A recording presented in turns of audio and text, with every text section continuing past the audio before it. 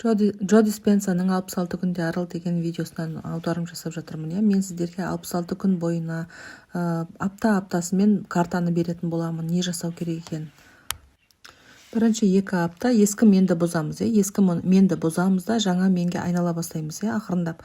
Ол үшін сіз не істейсіз? Таңертең ұйқыдан тұрған кезде, тып-тыныш кезде ұйқыдан тұра салысымен 20 минут медитация жасайсыз. Өзіңіздің деміңіздің кірген шыққан бақылау арқылы медитация жасай бастайсыз. Бұл жерде мысалға мен қарызым жоқ болса, уайымым жоқ болса, кредитім жоқ болса, проблемам жоқ болса, қорқынышсыз қалай өмір сүретін едім. Сіз ешкім болмайсыз да, ол жерде ешкім болмауыңыз керек. Өткенді жіберіңіз, өткен өміріңіз ақырын босатып жіберіңіз да, соны аурусыз, қинаусыз жіберіңіз да. Мен ешкім емеспін, қазір проблемам жоқ, ешнәрсем жоқ, таза парақпын деген медитация жасайсыз 2 апта бойына. Сол медитация кезінде сізге ақша келуі мүмкін. Ақша келсе ойыңызды бақылаңыз, бірақ ақшаның артынан жүгіріп ермеңіз. Дәл осы кезде сізге қарсыласулар келеді. Денеңіз қарсыласады, ойыңыз қарсыласады, миыңыз қарсыласады. Сізге миыңыз айтады, не істеп жатсың, босқа уақыт өткізіп жатсың, бұдан ешнәрсе шықпайды.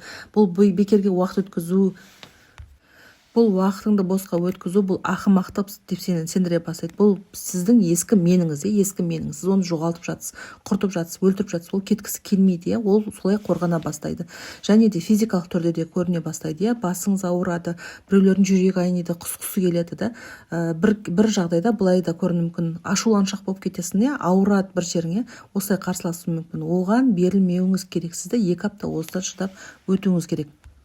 Бұл кедейліктің химиясы, әбден стресске денеңіз үйреніп қалған, жоқшылыққа, стресске үйреніп қалған дене сол химияны сұрайды. Как будто ода ломка болып жатқан сияқты, баяғы переживанияның басын өткізгісі келеді. Сол уайымды, сол стрессті өткізгісі келген екен, ол солай сізбен қарсыласа бастайды. 2 апта аяқтала бастаған кезде, 2 аптаның соңында сіздің өміріңізде ғажайыптар орын ала бастайды.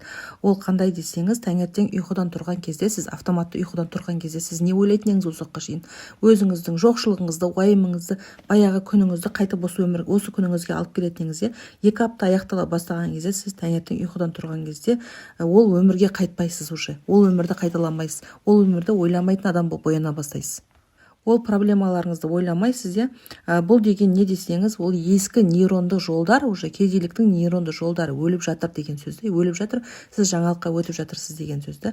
Ертеңгі видеода мен сізге 3-4 аптада не болатындарын бөліп айтатын боламын. Менімен бірге болыңыз. Бір видеоға барлығы сыймайды, өкінішке орай. Мен оны былай астыртын былай жасайсыз деп астын-үстін айта алмаймын. Барлығын түсіндіріп айтқым келеді. Түсінікті болу үшін сол мақсатта ғана. Сау болыңыздар, осылай жасаңыздар.